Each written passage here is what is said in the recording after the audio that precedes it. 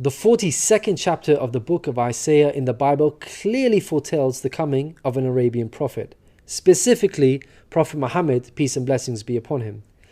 Isaiah describes itself as a prophecy about the future. God states that, "The former things have taken place, and new things I declare."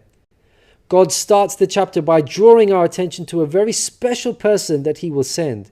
He describes this person as my servant, whom I uphold, my chosen one in whom I delight. At least 3 of the names of the Prophet Muhammad are mentioned: servant, chosen one, and in whom I delight. Isaiah is originally written in Hebrew. Arabic and Hebrew share a lot of common words because they are both Semitic languages.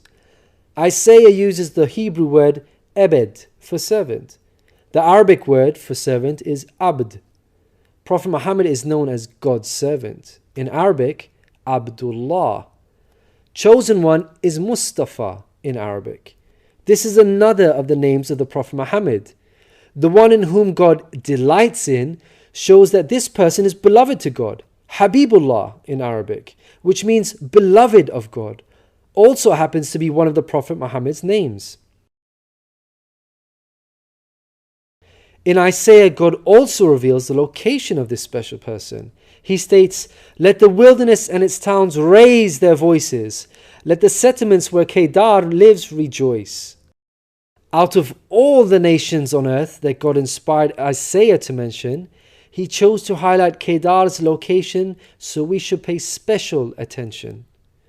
Throughout the Bible, Kedar and his sons are linked to Arabia. For example, the book of Ezekiel tells us that Arabia and all the princes of Kedar were your favorite dealers in lambs, rams, and goats. In these they did business with you.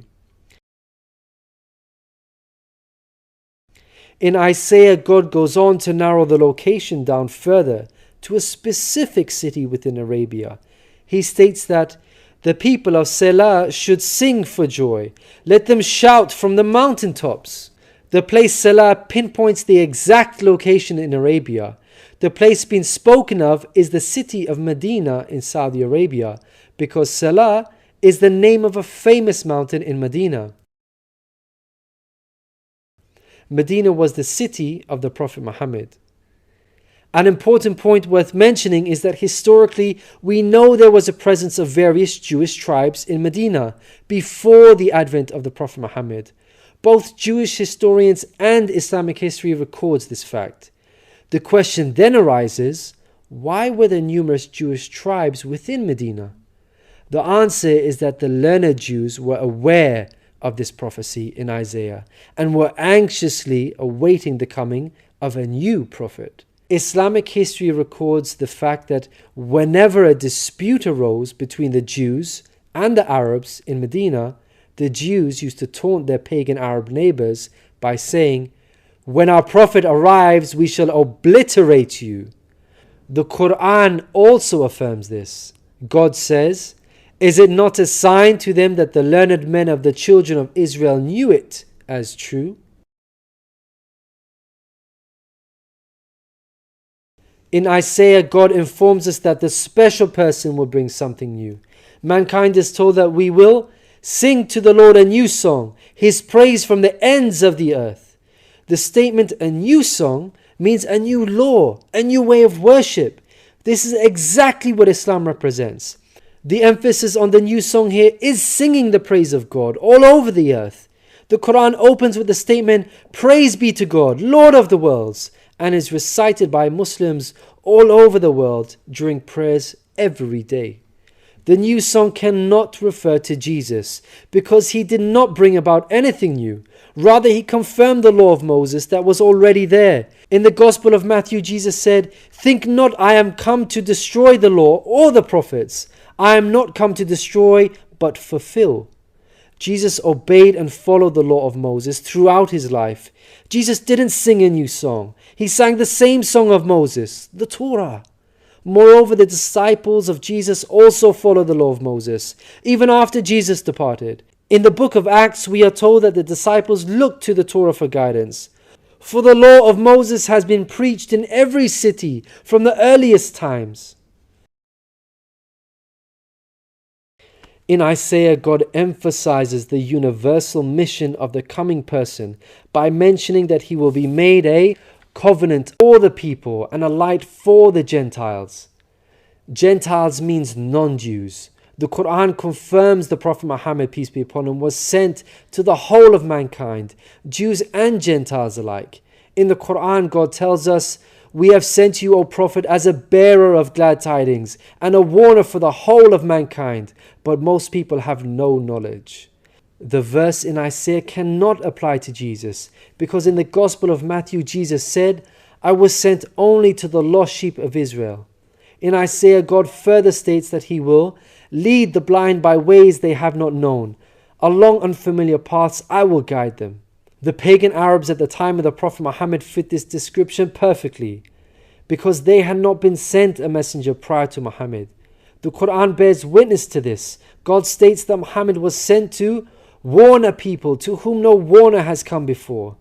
The verse in Isaiah cannot apply to Jesus, because his people, the Israelites, had already received a multitude of prophets from God. In Isaiah, God emphasizes that this special person will be sent to those who trust in idols, who say to images, "You are our gods." The whole of Arabia at the start of Muhammad's prophethood consisted of idol worshippers. Again, this cannot be a reference to Jesus, because his people, the Israelites, were monotheists and not idol worshippers. Moreover, Jesus explicitly told his disciples to stay away from the idol-worshipping Gentiles, the exact opposite of what God prophesied in Isaiah. The Gospel of Matthew tells us that these 12 Jesus sent out with the following instructions: do not go among the Gentiles.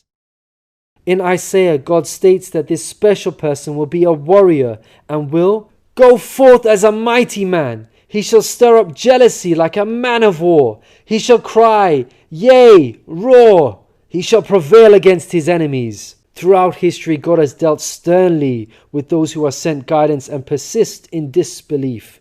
Prophet Muhammad, peace be upon him, had to engage in many battles with the idol-worshipping enemies of God and ultimately prevailed against them. By comparison, Jesus did not triumph over his enemies. According to Christians, he was crucified by them.